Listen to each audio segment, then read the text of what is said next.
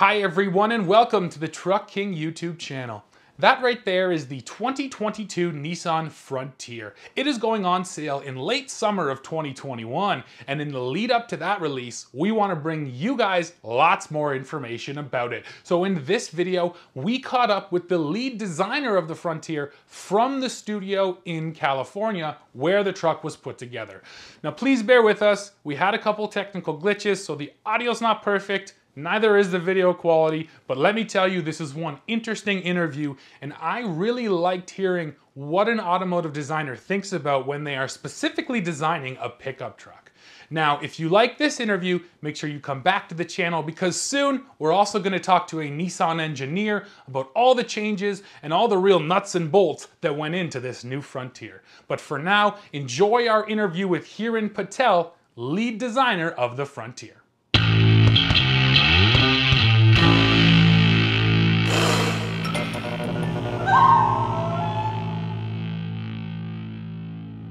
Yeah, thanks for having me.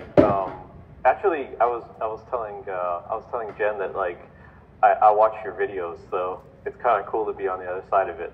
So during this project, especially, like I've been watching so many like truck videos and doing all kinds of truck research, and so like your video series has been actually really valuable to me. So it's been kind of cool. That's awesome, but make sure you don't skip the commercials. That's how we get paid. Eh? All right. So actually, this is kind of a treat.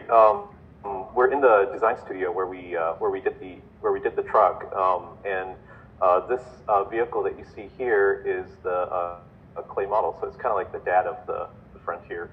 So this is the actual clay model that we used to develop the truck. Mm-hmm. So it's kind of cool. We still have it kicking around, and it's nice to have the studio cleaned up and be able to show this one to you. We look at it in the studio here, and then we take it outside and see how it looks in sunlight and different lighting conditions also. So everything on that model is clay. It's just that you've got film applied, say, to the hood and the door skin. Yeah, it's all clay, clay and film and little different parts here and there, but it's a mock-up basically. So it's all a big model. We've got big milling machines and machining. So a lot of car design is done in the computer now, and a lot of it's still done by hand. And especially for the exterior body, a lot of it still has to have that kind of hand touch to it. So we go through phases where we'll do a certain portion in data, and then when we want to check it out, we'll mill it onto a clay model like this, and then we'll shape it by hand, and then we'll scan it again and go back into data and kind of go back and forth until we get it just right. Was actually one of my questions. So it's really a mix these days of sort of, computer-driven modeling and the real world. It's a hybrid. Yeah, I wanted to know, in a world of 3D printing, how important is clay modeling still, really? Well, like clay, for me, at least personally, like a clay modeler is one of the most essential parts of design. We're doing stuff in the computer a lot, and it allows you to make things quickly and things like that, but especially for an exterior of a vehicle, there's still sculptures. There's still pieces of art kind of rolling down the road. And so that hand touch aspect of car design is like, it's the most important thing still. I haven't seen really beautiful, natural looking exterior design yet that's just done in the computer. You have to have a hand touch it. One of the things that I've been thinking about is that you've got 17 years between generational changes on this vehicle. Enough so that I think, and correct me if I'm wrong, you probably looked at the old Frontier and said, okay, I want to keep this, this, and this. Everything else is blank page. Because it's been so long, as opposed to something that maybe you updated 5 years ago where you can just tweak it. After 17 years, you pretty much needed to look at what the rest of the market, where it was at, to bring this up to where everybody is. Like I said, but keeping a few of the highlights, the things that still make the Frontier the Frontier. So if you just want to talk about really what your headspace was when you started this and said, okay, how do I bring this into 2022? Yeah, that's really accurate. Like we did look at the truck, the current truck that we have, and thought about like what are the aspects that we wanted to keep and what are the aspects that we really wanted to bring forward, because it's been, you know, as you mentioned, it's been a long time since the last generation Frontier launched and this new generation is launching. There were a lot of aspects that we looked at. The segment in general, as you know, is moving away from just functional design and moving more towards aspirational kind of design. Like, people are buying more of these vehicles to go overlanding in. They're more adventure vehicles. They're kind of more, I don't want to say lifestyle, because that sounds a bit, I feel that word is a bit, maybe a bit shallow feeling, but people are using these trucks for much more varied number of activities than I think maybe we would imagine a mid-sized truck or a compact truck was being used, you know, 20 years ago. Back then it was probably just kind of an inexpensive truck or a gardener truck or something like that. So for this new Frontier, we looked at every aspect, every view of it, and tried to imagine like what that new generation should feel like. So from the side view, for example, one of the big changes we made was connecting both front and rear window graphic. And what that does from the previous generation to this new generation is, even from the exterior, it gives you the impression of a larger cabin. The other areas that we looked at, particularly on the side of the truck, was to bring what we call the visual gravity up on the truck. And that's partly due to people going more off-road in these vehicles and using them for adventure and things like that. So you can kind of see where the light transition happens along the body side. It happens quite a bit higher up on the truck than it does on the previous generation Frontier, whereas that was kind of just a big barrel section with a detail kind of in this area.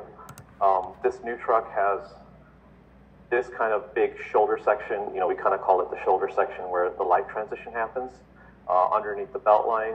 And then it's also got a really kind of stronger rocker section. And all of that stuff was there so that we could visually start communicating like, hey, this thing's really tough. It's off-road capable, really, you know, really sporty, but also give a feeling of visual lift to the vehicle. So that's just one area, but we kind of did that everywhere. We did it from every view, from the front view, from the rear view, kind of everywhere. Yeah, I was just going to say, that was really interesting. Can you just kind of go to the nose of the truck now and sort of just walk through a little bit of specifics on why you made the front end look the way you did? Yeah, sure. I can actually show you. We've got a prototype vehicle that just came in the studio today, so some of the stuff's not completely correct, but I can kind of show you some of the stuff on the front end of the truck. Sure. So, yeah, obviously this might so go here we got the prototype truck. I think it's maybe a similar color to the one that Jen has in her background there. A lot of the same kind of stuff we were trying to do. We wanted it to feel like this thing is off-road capable, like the approach and departure angles are really high, and you get that sense of capability just by looking at it. So even from the very bottom of the truck, you know, you look at where the tow hook area is, and then you look at where this kind of lower fascia is, but from here, everything's kind of lifting up. Your eyes lift up towards the corner, and so it exposes more of the tire from front view. So it gives you a feeling of like greater capability, greater off-road clearance and things like that. The grille area, the lower area here, they're all separate parts, but we really work to try to make them feel like they have like kind of a clear integration between the two, so that there's like this kind of unseen connection between these mechanical parts. And then there's like a contrast you can see too. So the hood panel here kind of drapes over, and it's almost a clamshell hood, which gives the feeling of like really, really thick sheet metal. Like I like those kind of almost older generation of pickup trucks where, you know, you look at the hood and it feels like it's like 100 pounds, like really thick protective sheet metal. you know, with big radiuses around the corner and things like that. And I like that because to me that says like quality, that says durability and longevity. So that was something that, you know, we put here on this truck so that hopefully when you see it, it doesn't feel like a thin panel, but it feels like this big, thick, protective panel. And then you kind of see this like chiseled grill section kind of coming through here, and the grill is the mesh is very deep and dimensional here. So this is kind of like our visual way of communicating, like this is the engine kind of poking out of the hood, or this frame supporting the kind of power elements that are in the front. So if I can just ask you, certainly when I looked at the nose of the truck, and let's face it, 90% of the expression of this truck is in the nose. Because I mean, the rest of the body, you know, you can only do so much with the crew cab. But I love the bluntness of that grill. But it seemed to me, and the first thing that struck me is how it compared to how swept back those lights are, and how they sort of pull back from the face. And I just wanted you to talk a little bit of like what you were thinking when you did that. Yeah, that was all about contrast, and this, like from side view, yeah, you were saying like this front end comes and it's just basically chopped off, you know, very blunt and very square. And we wanted the front to feel very three-dimensional. So the main emphasis of the volume is actually the grille and then the hood volume. So, because that's representative of the engine to us. So if you look from the cowl area, that side of the hood is coming and sweeping forward, and it's actually being completed by the grille, and then that's being kind of chopped off. So that's the basic whole engine volume coming through. And for the lighting elements, these are a lot more flush. They're not poking out or anything like that. And we wanted this to feel like very high tech. The first thing is this looks like super high tech headlamps, but they're also this kind of interlocking elements where they're protected by the sheet metal. So you can kind of see this front fender comes up and locks in, and then these lighting elements actually kind of piece in together with it. So it feels like those parts are meant to be right next to each other. And then the other thing that I really wanted to focus on, and one of the reasons why those lamps are swept back so much, is when you look at the other side of the truck. And that was something that I guess we paid a lot of attention to, was the basic stance and silhouette of the entire vehicle. So grille is poking out, very prominent, but right here, right this angle right here, when you see the other side of the truck, that sweep away, what that does is it makes the tire feel like it's right at the corner of the truck. So we have a longer overhang, we have a larger front end volume, but I really wanted to try to mask that and still make those tires feel like they're in the corner. Now, sorry, no, go. Okay. In every little marketing round table, there's an exercise that happens. Somebody yells, "Okay, who is our target customer? Who is that guy? How old is he? Where does he live? How many kids does he got? Does he have a dog? What does he do on the weekends? Does he fish? Does he work in construction? Is he an ad executive?" In other words, who are we aiming this truck at? I'm sure you guys did that. Give me an idea. Who are we aiming this truck at? Trucks are different. Because there's not one customer and there's not one area. So that's a difficult question to ask. Pro customers are the guys that go off-road on the weekends, that use this as a kind of an adventure partner. They do stuff with their truck. They're not necessarily using it just as a work truck, but they're different, you know, like the customer in Southern California is different from the customer in Canada or the Rockies, but definitely this grade is an adventure truck. This is like the fun, sporty, cool adventure truck. The other grades are, you know, like the S grade is going to be catered more towards the person who's using it as a work truck. The mid grade is going to be used for maybe more of a mixed usage or kind of an urban customer. But definitely with these vehicles, I mean, we're now seeing people are using them as a second family vehicle also. So there's that component of it. So it's pickup trucks are a really kind of different animal because there's so many different configurations and there's so many different, the grade walk is so great. Gotcha. Okay.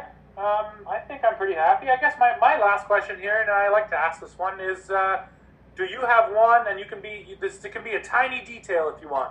What's your favorite design detail on the truck? Is there one thing that you're just so happy you actually got it out there into production? Wow. One's a tough one, actually. This one, you know what, this project has been really different from a lot of the other projects that we work on. We're working on mainly body shape for the exterior design of it. And on this truck, it was really fun. It was a great experience to design and be a part of working on every single detail and thinking about the customer kind of everywhere. Like, how are they going to use this thing? Is this going to work? Is it not going to work? What does this communicate to the customer? Like, does this look durable? Does it look too heavy? Does it look too light? You know, there was a lot of that thought that went into every small detail. I was going to bring it up, but I didn't bring it here. But one of the things I really like a lot is the step pad on the back of the bumper. It's not my favorite, you know, thing. There's a ton of stuff, right? But one of my favorite parts is the step pad on the back bumper. Like, can we show the clay model? Like, actually, this is kind of where, like, it's not just like car styling, but it's like actual industrial design. So I really liked having the chance to go through the exercise with the guys working on just this detail here, because it's very overlooked.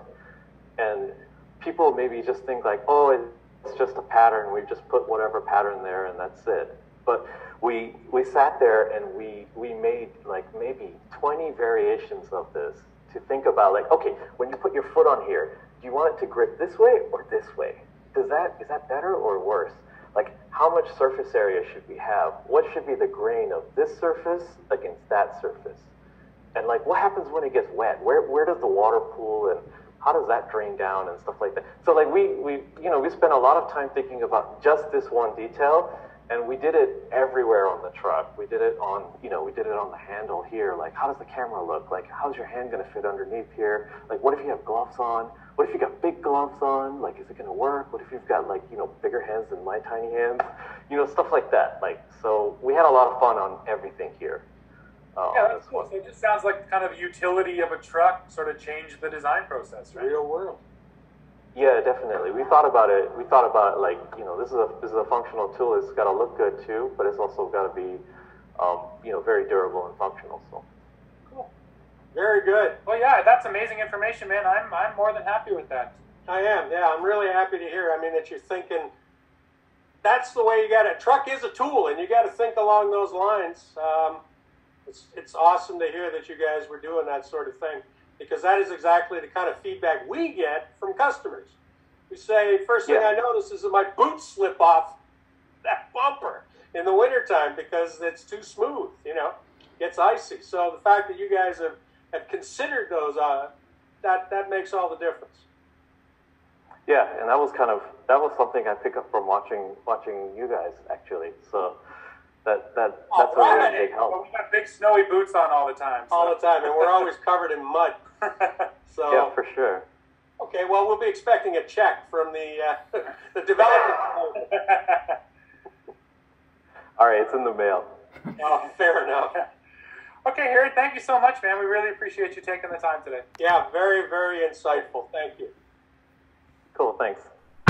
Well, that is it for this one, folks. I hope you enjoyed our interview with Hiren as much as we did, and make sure you come back to the channel as we are going to talk to an engineer about this Frontier and find out what went into this new generation of mid-size pickup. So, like I said, that's it for this one. Please go below, leave us a comment, let me know what you think of the design on this new Frontier. As always, don't forget to hit like, hit subscribe, hit that join button to become a member of the channel, and then come right back here to Truck King to see what we are testing next. See ya.